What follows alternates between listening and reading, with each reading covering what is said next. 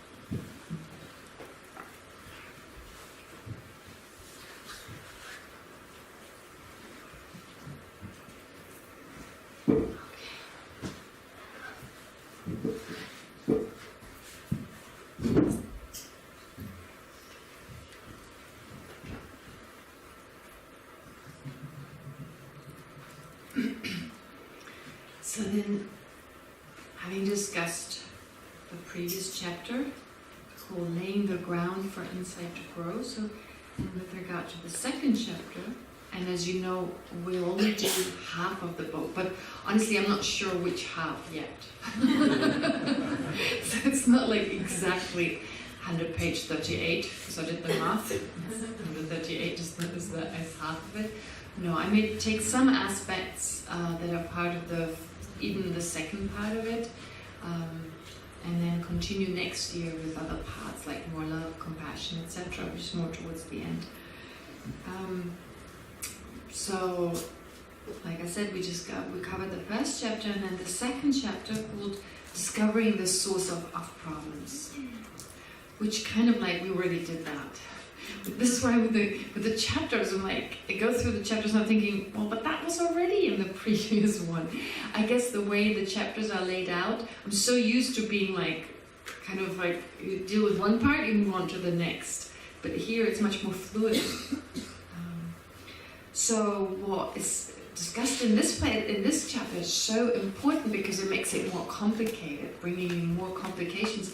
And what I really like, just to add that, your questions were so good because it showed that you were really listening with your heart, as in like, how can I apply this? How can I make this practical? And that's the whole thing. That's of course the whole purpose of doing this. It should be practical. If it's not practical, what's the point? It's just a waste of time sitting and listening to something and gain some understanding of something. But yeah, this should be something that we can actually apply.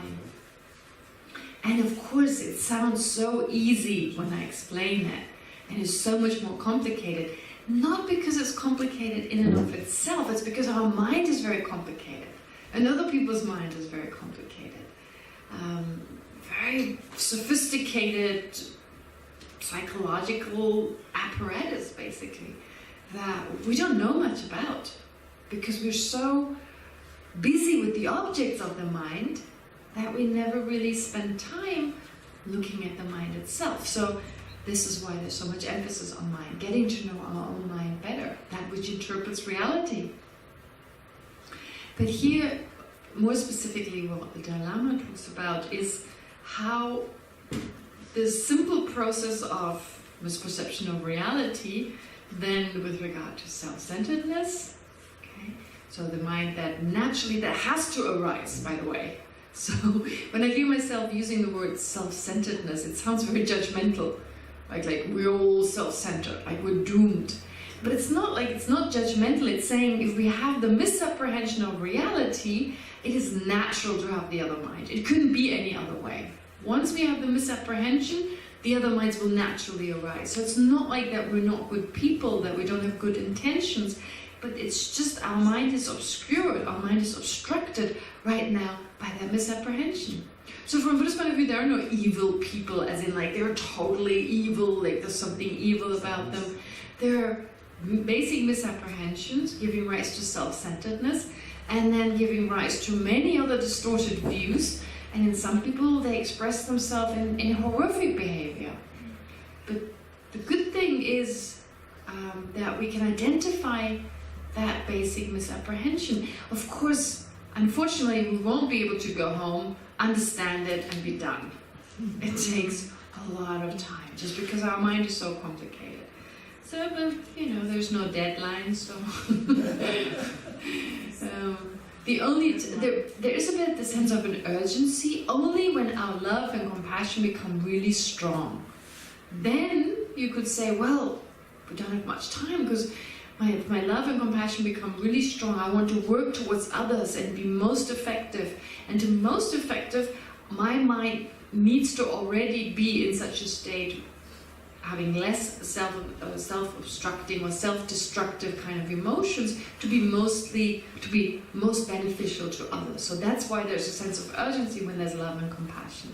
But usually, unless that stage is reached, this level where you just want to work for others and want to be there, until that stage, any sense of urgency could be motivated by self-centeredness. It's just, oh, I want it quick, I want it right away. And of course, we live in the fast food, super speed train, I don't know, sonic, whatever, supersonic plane kind of generation. Well, at the times when you have these objects, iPhones are getting faster, the internet is getting faster, and spiritual practice, just not. So it's like our mind doesn't change as quickly as we can nowadays, I don't know, change the tire of a car or get into the internet or whatever. So that's a little frustrating. And the sense of urgency in our cases is also the self-centered mind coming in there. This is what I'm saying. We'll just take over, like we will just change the circumstances, we become more spiritual, but we need to watch out with the self-centered mind telling us, it's creeping in there. Right? Oh, I'm a good meditator. Ooh. This is really funny. I keep saying that. I look at it with humor. My self-centered mind is so funny. It is so funny because it's so cheeky. It's like a little child, right? You tell them, don't eat the cookies, and the next moment turn around and the cookies are taking it. So this is how my self-centered mind feels.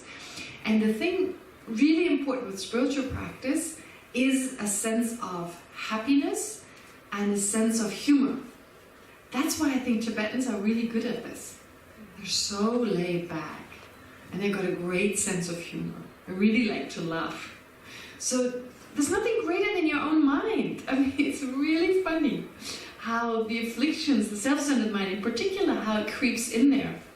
I remember initially when I was a nun, it was kind of new for me, like this idea of reincarnated lamas. You know, like the Dalai Lama, possibly in front of thousands of people, he would suddenly announce, oh, we found the reincarnation of such and such Lama, right? And I caught myself thinking, oh, maybe one day he'll recognize me. I'm really special. I can't believe it. It's like it's all about reducing, but there it was, you know, catching yourself at all times. So, or like, I do something kind of like, in that moment, maybe there even is a split second of doing something unconditionally. And then it's like, I hope everyone saw me do that. Right? Oh, so you give something to someone, and there's a moment of, but then, oh, did everyone see me? Right? So, it's just so tricky, because we need to understand we have those pure types of mind. Every now and then they pop up. But then the self-cherishing is waiting. It's always waiting. It's like always needing to be kind of appreciated or needing to be noticed. So it'll always creep in. But don't identify with that. It's just a type of mind that arises naturally because of the misapprehension. So if you look at it with humor and don't identify with it, because oftentimes people get really frustrated with their own spiritual practice. So getting angry, I'm again angry, I'm so angry because I'm so angry. What? So that's the problem. That's oftentimes the problem, that we get frustrated with ourselves and, oh, I can't meditate long enough or whatever. And that's what's to look out for. So to not carry over that self-centeredness, that sense of wanting to be special, etc., that mind wanting that. Just be aware of it, basically, and to be forgiving of it. Take it with humor and be forgiving, and just start again. Okay, there it was. Okay, hello, self-centered mind, there you are again, crept in again. Sure, of course, wasn't long ago since you were here last time. Right? So in that way, don't identify with it, but just see it as that mind that is part of us right now, and to just work with it. All right.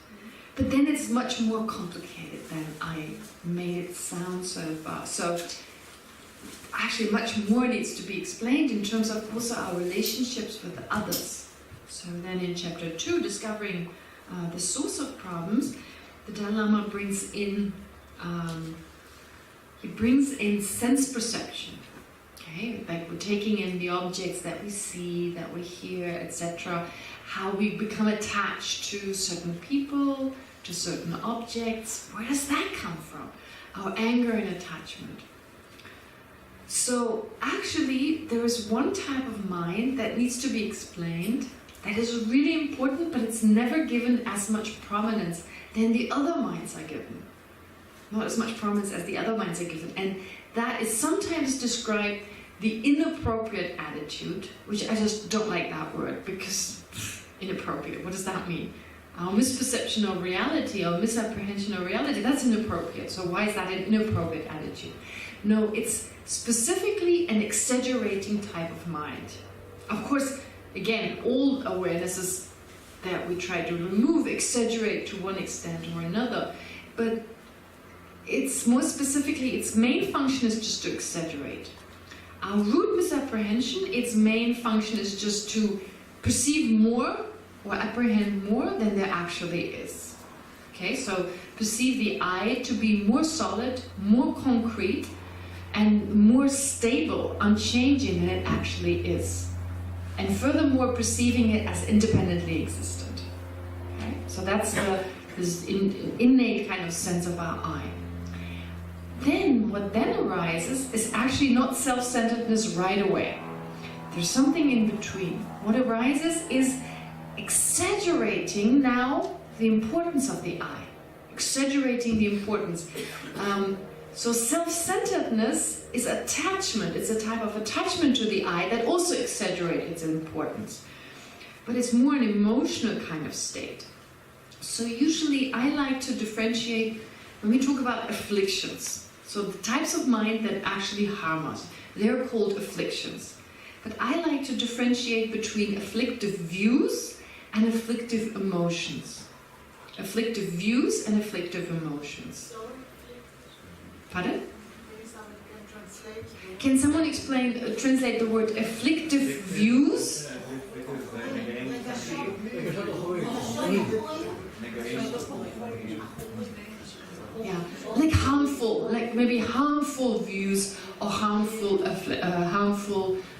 emotions. So the harmful view is the one that misperceives reality, and that gives rise to another harmful view which exaggerates the importance of the I. Because you may wonder, why does it exaggerate the importance of the I? Because I perceive myself to be more concrete than I actually exist, as like a separate kind of concrete I. And I perceive the same to be the case in your case. Like when I look at you, I also perceive like a mind and body of, let's say, Leora, but at the same time I also perceive some Leora-ness. Some, what is it, Yut, Leora-nessu, Yut, right? Leora, Yut. Leora, Yut. And Leora-ness. Like some, not just her mind and body, but some separate entity that is Leora. So why do I not get attached to like seeing Leora as like having Leora-centeredness or Leora-cherishing? Why is it self-cherishing, right? Why is it not table-cherishing? Why is it not table-centeredness? Well, quite simple, because when I first perceive I, right? I mean, I say I, or I use anything else to refer to myself. As with all other things, I make what is there, I, more concrete than it is. Okay? I could refer to myself as I, on the basis of mind and body, but then I believe there's more of an I than there actually exists. Okay? So first it's just saying I, okay? But then something extra comes in, I.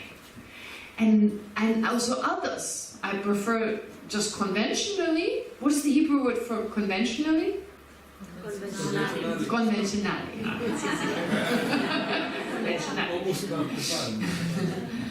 Okay. So, therefore, of course there's I in others, but I kind of make it more concrete, more solid, more independently I and others. But to the mind that perceives, that exaggerates, that misperceives how phenomena exist, I is closer. The I is here, it's closer to the mind. You're further away. So I'm attached to the I, the one that I perceive. This I, actually I just call this I, based on mind and body, I say I, but then it becomes a little more. It seems to my mind it's more. And because it's closer to me, so therefore I exaggerate its importance. So first there's the misapprehension, then I exaggerate, see it as more important, as more desirable, as its happiness being more important. So I just exaggerate. And then I go attached. I'm attached as like, wow, this is really important. Cannot be without it. This I is really precious. So there's like an emotional kind of response to it, this kind of craving it, being attached to my happiness, being attached to the absence of my suffering. Okay? And that's called self-cherishing. So there's always a basic misapprehension, an exaggeration of the object, and then an emotional response. Right? Exaggeration, or first misapprehension, exaggeration, emotional response. Always. So first you have it with the I. Misapprehending the I, exaggerating its importance, being attached to the I and my happiness. Or misapprehending the I, exaggerating its importance and my happiness, the happiness of my I, the importance of the happiness of my I, and then growing attached to it. That's self-centeredness. And now everything is judged from that perspective. From that perspective. I'm the center of the universe, you are not. If you think so, you're wrong. And my happiness is more important than yours. This is how I now look at the world. But now what else I do is with other objects. Now what the Dalai Lama talks about now, how we now misperceive objects around us as being a source of real happiness. That also needs to be understood. What is that relationship between my misperception and growing attached to people, to situations, to objects? How does that take place? Again, with this mixture of misapprehension, exaggerating, and growing attached. So this is explained here very beautifully And first the Dalai Lama, he cites the words of a great Nyingma master from the 18th, 19th century called Patarubhaje. And he describes it very, very beautifully when he says, attracted by light and heat, a moth flies into a flame. So this is kind of like being drawn into shapes and colors. Okay, and then actually with the reaction of attachment, harming ourselves. Stunned by the sound of a guitar, a deer stands unaware of a hunter. So again, our exaggerated response to sounds, growing attached to them and actually harming ourselves. So we're like, with beautiful sights, growing attached to them, we're actually harming ourselves with that exaggerated response to beautiful sights, for instance. So like a moth flying into a flame, a deer not being aware of the danger of being hunted, being drawn in by the sound of the guitar. Drawn by the scent of a flower, a bug is trapped inside. You know, like these flowers that trap. Yeah. So we're basically trapped by our attachment in that sense. We are harmed and trapped by our attachment. Attached to a taste, a fish rushes to a hook. Okay. Pulled to mud, an elephant cannot escape. So the body objects, the elephant is kind of immersed in the mud and can no longer get out of it. So it's not actually blaming sights and sounds, like sense objects. Of course, there's nothing wrong with them. They're totally neutral. But it's our reaction to them. It's a very interesting psychological response that we have to those objects. So, all right. Now what happens? First of all, there's this basic misapprehension. So, you're with me, right? On like misapprehending the I, exaggerating its importance and the importance of the happiness that this I experiences, and then attachment to that I and to the happiness, and therefore self-centeredness. That is the self-centeredness, that kind of attachment. Okay. Now, then so now I'm driven by, I want happiness. So the basic wish of happiness we all have, that is the basic wish, that's important. It's important, it's part of us. We will always have a natural wish to be happy, and we all deserve to be happy. Everyone deserves and has the right to be happy. But we exaggerate that basic need because of our I, our exaggerated sense of an I. We exaggerate the importance. Nothing can happen to me. We can't bear suffering. And we do anything to be happy. Depending on how the strength of our self-centeredness, well, we may, I don't know, harm others to a great degree, only to accomplish this skewed sense of this brings me happiness, distorted sense of this brings me happiness. Okay. Now, then, this is our drive now, an exaggerated wish for happiness. Now we look outside of ourselves. We don't realize that happiness actually comes from within. If that veil of the misapprehension is gone, like I told you, Indian toilet, no problem. I got a single room, an Indian toilet. No, I mean, I'm exaggerating here, but the point is it doesn't matter what happens, you're happy and content. But since we don't find contentment in ourselves because of that misapprehension leading to desire, to anxiety and loneliness, etc., now we look outside of ourselves in the sense objects. Now, how does that work? Very interesting. So he describes it in here. First, you just perceive an object, right? You just, let's say you walk into a store, right? You see an object there. Just to give you a simple example, of course, it's much more complicated than I make it sound, but you walk into a store and you see an object, okay? And you just look at it and you go, oh, helpful. Nice. You kind of call it helpful, nice in relation to certain aspects. You now call it nice and helpful. But then, before long, because of our habitual perception of the object being independent of me calling it that, or not I'm calling it such in relation to something I find helpful, right? For someone else, they wouldn't call it helpful. But in relation to certain aspects, I say helpful. And then before long, it seems to be independently helpful. It's got nothing to do with my perception of it. No, it holds some helpfulness, right? In and of itself, it's helpful in and of itself. And then I'm reflecting, oh, that could give me happiness, that object. oh, and so then a feeling of pleasure arises as I perceive this object.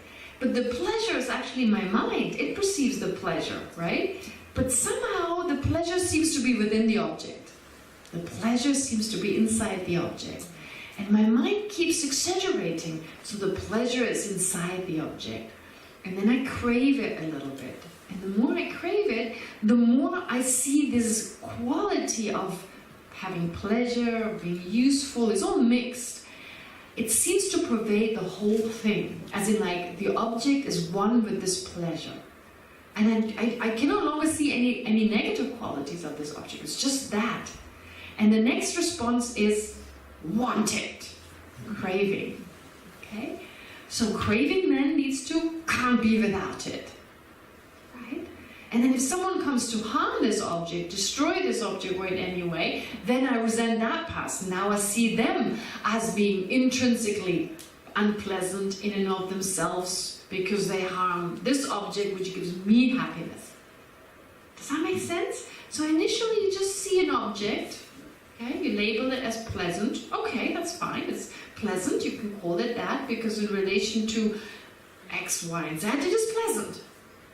But then I forget, oh, I called it that, it's my perception of it. No, now it seems to be that in and of itself. And its pleasantness is not again coming from my mind. My mind experienced pleasure. It's not like this object kind of like shoots some pleasure into my brain. No, it's my mind experiencing it as a result of the interpretation. But now I want the object. Okay, exaggerate its positive qualities, and I'm attached to it. We do this with people too. With people it's even funnier. People it's harder, it's stronger, right? Yes, there's a sense, you see another person, you see them as pleasant, right? And then in and of themselves pleasant, and the pleasantness grows stronger because I'm already kind of interested, the pleasure that person gives me. Then I see it as more pleasurable. I neglect negative qualities. Maybe intellectually I know, right? There's this other mind that goes, oh yeah, there must be some faults, but I don't care. Because deep within, it feels as if, oh, it doesn't matter. This mind that craves, that has that craving aspect, that is craving itself, neglects that totally. And because I feel so good, I may even add a few qualities that the person may not even have. Wouldn't it be nice? All right, add them.